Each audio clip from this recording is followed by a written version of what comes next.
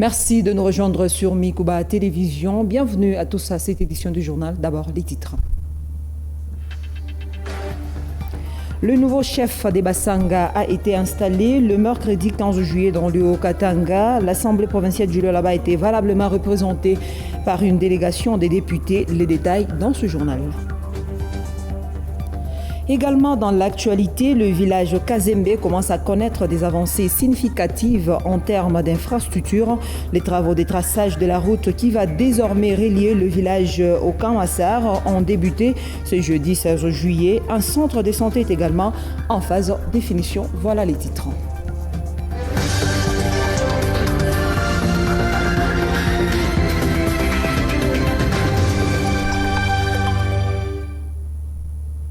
Merci d'être avec nous. Le gouverneur de la province du Maniema est sous motion de défiance. 11 députés reprochent au gouverneur Augustin Moussafiri la mauvaise gestion de la province. Ils ont en même temps demandé l'ouverture d'une session extraordinaire afin de permettre aux députés de traiter certaines matières spécifiques. Le gouverneur de province est également visé par une pétition de la société civile du Maniema. Le nombre de cas du virus Ebola augmente dans la province de l'Équateur en République démocratique du Congo. L'épidémie n'est pas encore maîtrisée et cela suscite une profonde inquiétude alors que l'Organisation mondiale de la santé et ses partenaires sont confrontés à un grave déficit des finances. Selon les statistiques officielles, les cas confirmés ont maintenant dépassé le nombre total enregistré lors de l'épidémie précédente en 2018. Au cours de 3 dernières semaines, 28 cas ont été confirmés. Autre nouvelle, à l'issue de son séjour à Brazzaville, le président de la République, Félix Tshisekedi, estime que la coalition FCC Cash n'étend pas vers la rupture. Les tensions qui existent aujourd'hui entre les deux camps sont compréhensibles dans le sens où le pays connaît une nouvelle expérience politique. Des discussions sont en cours pour déblayer le schéma et décider comment regarder tous dans la même direction. Je propose donc de suivre cet extrait choisi pour vous par Dorsem Teb. L'essentiel est de regarder d'abord les intérêts du pays et je crois que les uns et les autres sont conscients de cette prise en compte des intérêts du pays, j'entends, et donc nous allons finir par trouver des solutions. Ce que je peux vous assurer en tout cas, c'est que nous n'allons pas vers une rupture de la coalition, ça c'est certain. Mais évidemment, d'ailleurs, en ce moment, il y a des délégués des deux camps qui se voient, qui discutent pour essayer de déblayer le chemin et de voir de nouveau les conditions de pouvoir regarder dans la même direction.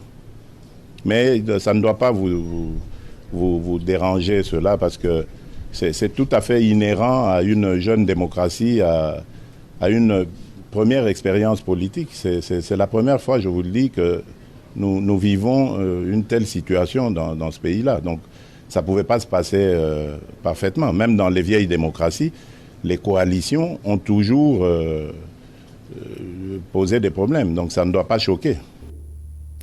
Investiture installation du nouveau chef des Bassanga, Mathieu Pandé Pembamoto, ce mercredi 15 juillet 2020. L'Assemblée provinciale du Lualaba a été représentée à cette cérémonie par une délégation des honorables députés avec à la tête le vice-président, l'honorable Mwimbi Mwanza Pierrot. Reportage. Le village Kabungu, chef-lieu de la chefferie des Bassanga, situé à environ 185 km au sud-est de la ville de Kolwezi, dans les territoires de Kambové, province du Haut-Katanga, a vécu à une double cérémonie ce mercredi 15 juillet 2020. Il s'agit de l'investiture et de l'installation du nouveau chef de la communauté Sanga, Mathieu Pandé Pembamoto.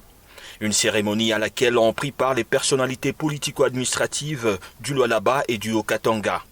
L'Assemblée provinciale du Lualaba a été représentée par une délégation des honorables députés, avec à la tête l'honorable Mwimbi Mwanza Pierrot, vice-président de cette institution.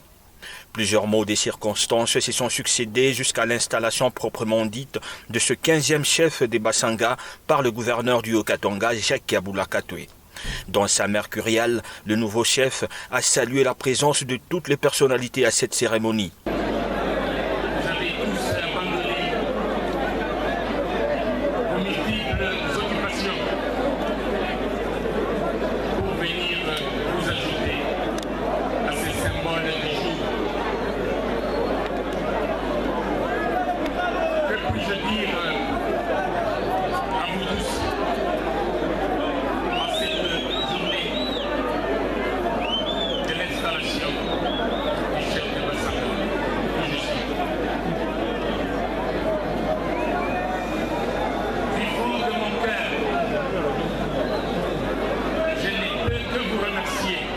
L'honorable Mwimbi Mwanza Pierrot donne le sens de cet événement qui relève des valeurs coutumières. Je suis très content, très heureux de l'installation du chef, du grand chef de la chefferie de Basanga, le chef Pandé Mathieu Pembamoto, qui vient d'être installé ce jour par la son excellence, monsieur le gouverneur de la province du Haut-Katanga.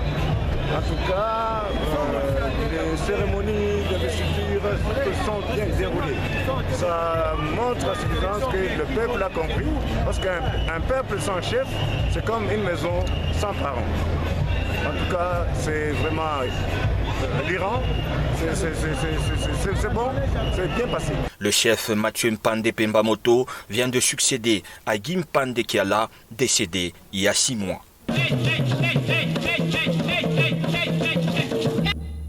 Il s'observe depuis un temps un relâchement dans le respect des mesures barrières à la Covid-19 dans le transport, alors que le nombre des passagers avait déjà été limité par l'arrêté ministériel de ces secteurs encore en vigueur.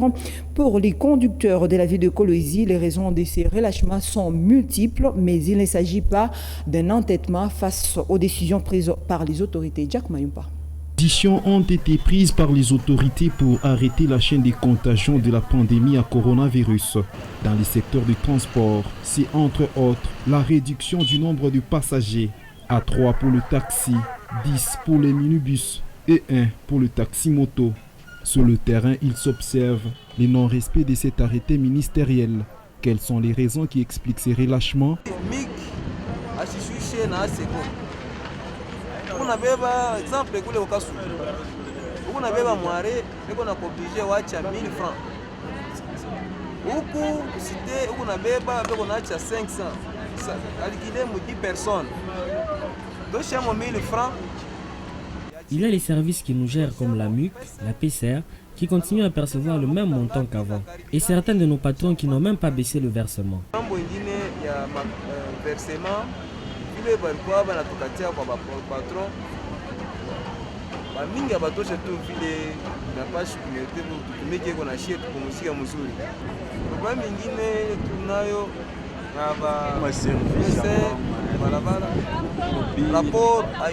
Ces conducteurs reconnaissent tout de même qu'ils ont désobéi à l'arrêté signé par l'autorité des tutelles. Ces derniers plaident pour un allègement des taxes, dénoncent la tracasserie de certains services dont ils sont victimes.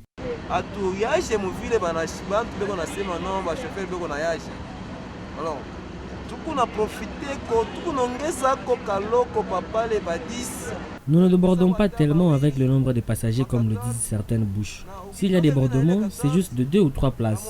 Mais avec cet excès, les éléments de groupe d'intervention mobile nous tracassent comme si nous étions des voleurs. Que les autorités pensent à nous.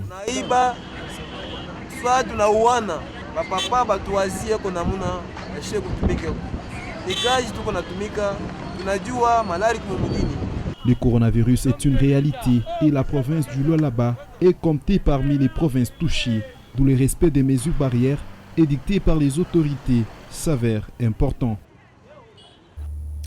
Pendant cette saison sèche, l'eau devient de plus en plus une denrée rare dans certains coins du Lualaba. Ce jeudi 16 juillet, notre rédaction a été au village Kazembe pour faire le constat sur l'approvisionnement de ces liquides naturels. Oscar Kalambay. Si dans certains quartiers de Kolwezi, l'obtention de l'eau est devenue un casse-tête à cause de la baisse de celle-ci dans la nappe aquifère, au village Kazembe par contre, la situation est normale.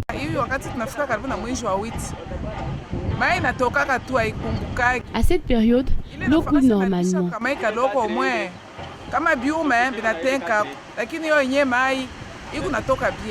Dans cette localité, un seul puits de forage est en fonction et ne parvient pas à satisfaire tous les habitants à cause de la surpopulation. À cela s'ajoute la vétusté du matériel qui fournit l'eau.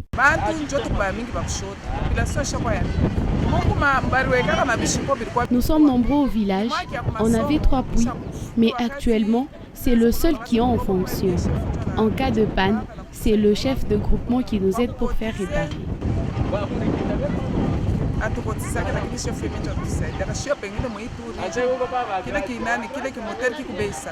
En attendant, un autre puits automatique est à ce jour en panne. Pour cette population, la solution ne peut provenir que des décideurs. Je l'ai annoncé en titre qu'au village Kazembe, dans le territoire de Muchacha, il y a d'énormes avancées en infrastructure. C'est jeudi 16 juillet, les travaux de traçage de la route qui va désormais relier ce village au Kamassar ont été lancés. Un centre médical moderne est également en chantier. Ephraim Moununga, reportage. Bientôt, une route reliant la route Kazembe au Kamassar sera construite.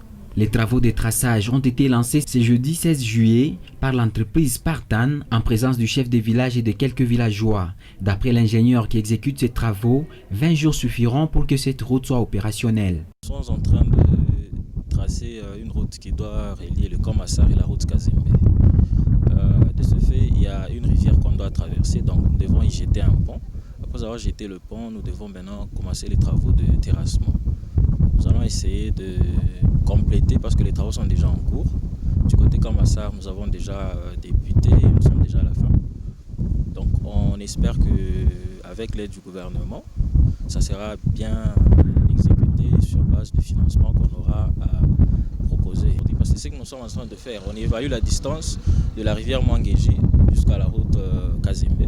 Une fois qu'on évalue cette distance, si elle nous donne à peu près 3 à 4 km, ce sont des travaux qui vont se faire dans 20 jours, minimum 15. En santé, le village Kazembe va bénéficier d'un centre médical moderne dont les travaux de construction sont en phase de finissage, comme l'explique Tamboyav, chef des chantiers. Les travaux, il y a eu hôpital parce que le gouvernement a chaque entrepreneur. Les travaux de cet hôpital sont dirigés par l'entrepreneur à qui le gouvernement a confié cette mission. Nous avons déjà totalisé 2 mois. Là, nous sommes en phase de finissage.